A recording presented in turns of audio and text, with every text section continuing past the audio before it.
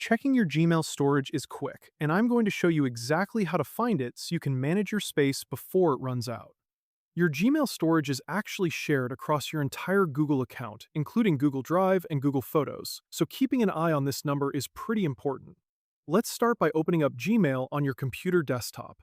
Once your inbox loads, look up at the top right-hand corner of the screen and click on the Settings gear icon. A quick side menu will slide out, and from there, you want to click the button that says See All Settings. This will open up your full settings dashboard. Now, instead of clicking through all the tabs at the top, just stay on the General tab and scroll all the way down to the very bottom of the page.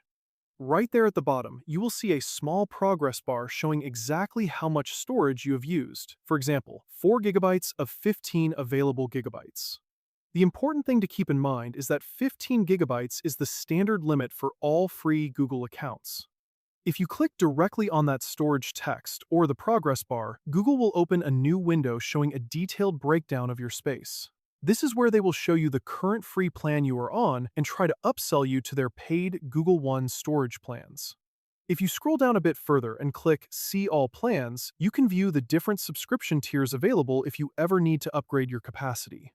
However, if you just want to see your current status, checking that bottom line in your settings is all you need to do.